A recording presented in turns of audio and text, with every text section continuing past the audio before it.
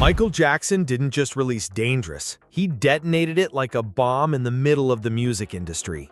After redefining pop with Thriller and Bad, most artists would play it safe, but not Michael. He walked away from Quincy Jones. He ditched his old sound. He gambled everything on a brand new vision, one that would fuse R&B, hip-hop, rock, and gospel into something the world had never heard before. Dangerous wasn't just music, it was a warning shot, a statement, and a reinvention. From the most expensive music video premieres in history to record-breaking tours and groundbreaking deals with Sony, Dangerous didn't follow trends, it created them. It changed how albums were made, how they were marketed, and how artists took control of their sound. And the craziest part? This was the album people expected to fail. Stick around because we're breaking down how Dangerous rewrote the rules of pop and why its influence is still echoing today. In 1990, Michael Jackson made a move that shocked the industry. He cut ties with Quincy Jones. For nearly a decade, the Jackson-Jones partnership had produced two of the most iconic albums of all time, Thriller and Bad.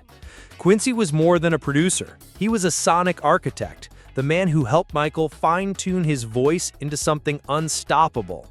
Most fans and executives assumed they'd ride that wave forever, but Michael had other plans. Behind the scenes, tensions had quietly been building. Jackson wanted more control.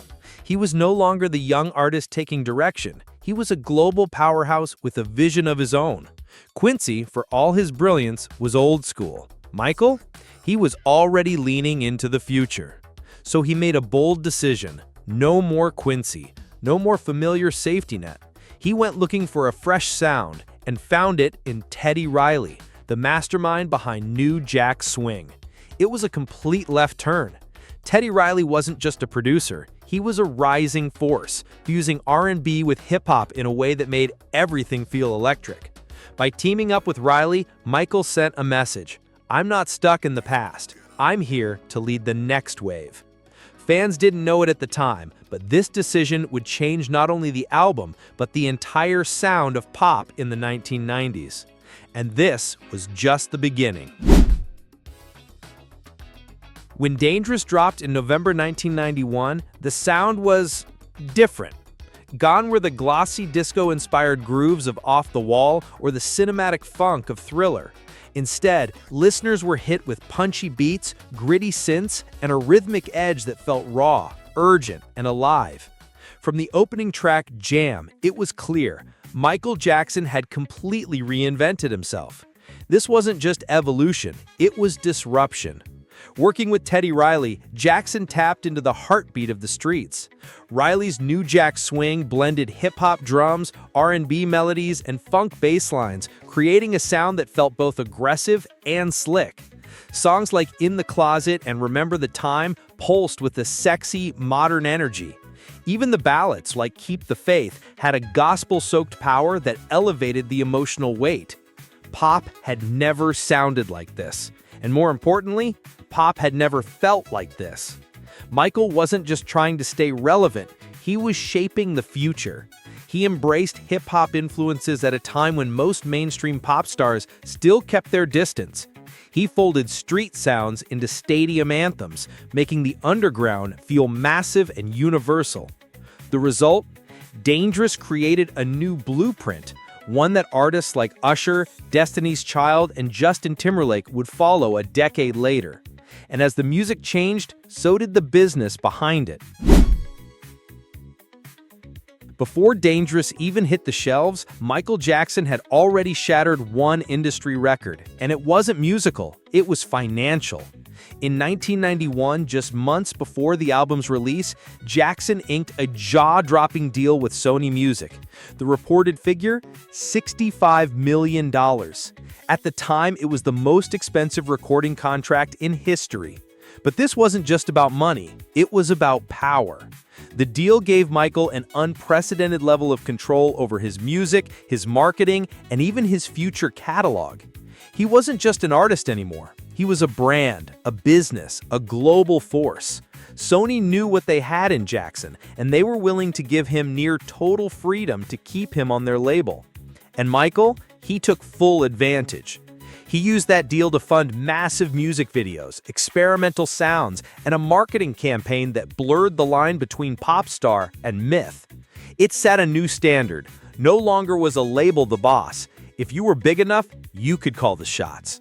And this contract sent a message to the industry. Artists could and should own their own empires. And with that power, Michael did something no one expected. He turned music videos into global events. If Thriller proved music videos could be cinematic, Dangerous proved they could be global events. Michael didn't just shoot videos, he produced spectacles. And it started with a bang. Black or White premiered on November 14, 1991, broadcast in 27 countries simultaneously to an estimated 500 million viewers. It was the most watched music video premiere in history. But the numbers weren't even the wildest part. The video itself was a statement. From morphing faces to a fiery dance breakdown that sparked controversy, Black and White wasn't just entertainment, it was provocation. MJ was pushing boundaries visually, technologically, and culturally. Then came Remember the Time. Set in ancient Egypt, dripping with gold and mystery, the video featured Eddie Murphy, Iman, and Magic Johnson.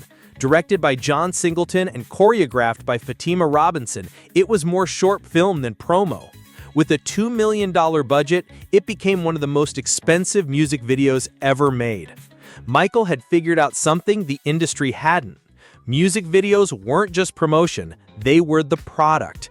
Fans didn't just listen to songs anymore, they watched them, experienced them. And in the process, Jackson changed how labels treated visual content. After Dangerous, every major artist, from Madonna to Beyoncé, started thinking bigger, bolder, more cinematic. But as the visuals captivated fans, the media's obsession with MJ about to become as big as the headlines. As the music reached new creative heights, the media's obsession with Michael Jackson exploded into overdrive. By the early 1990s, Jackson wasn't just a superstar, he was a full-blown tabloid phenomenon. Rumors swirled about his changing appearance, his reclusive lifestyle, and every strange detail the press could latch onto. Stories, many false, flooded headlines daily. And instead of hiding, Michael leaned into it. He turned mystery into marketing. The Dangerous Era became a masterclass in media manipulation. The album cover alone was a puzzle, layered with surreal symbols, hidden meanings, and visual riddles. It was designed to provoke questions, spark theories, and keep fans and critics guessing. It worked. Even his public appearances became part of the spectacle. He'd vanish from the spotlight, only to re-emerge with massive performances like the 1993 Super Bowl halftime show, where he stood silent for nearly 2 full minutes before even singing a note. The crowd was electrified, and the cameras, they couldn't look away.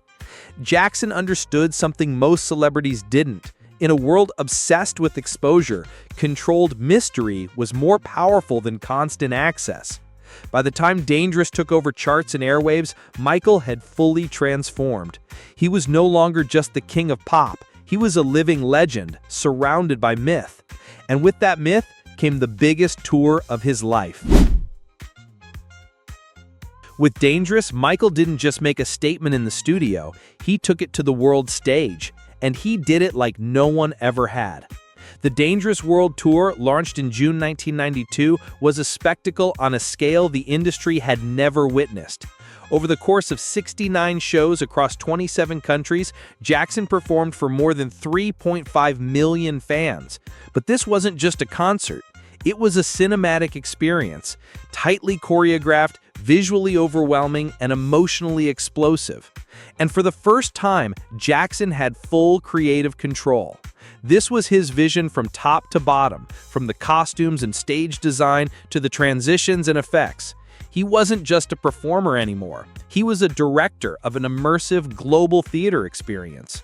Every light, every beat, every movement was part of a larger narrative, one only Michael could tell. The tour was backed by a historic multi-million-dollar sponsorship from Pepsi, marking a major evolution in how live music was financed. Jackson had blurred the line between corporate power and creative freedom. For the first time, a brand didn't just sponsor a tour, they became part of the mythology. But even as the shows sold out and the crowds roared, Michael was battling behind the scenes against the press, the pressure, and the expectations that came with global superstardom. Yet through it all, Dangerous kept climbing. It wasn't just a hit, it was a movement. And its ripple effect on pop music would only grow stronger in the years that followed. The numbers were huge. Dangerous sold over 30 million copies worldwide. But its influence? That's something you can't quantify. This album changed how pop music sounded, how it looked, and how it was sold. Musically, Dangerous broke barriers. It brought hip-hop beats into mainstream pop before it was considered marketable.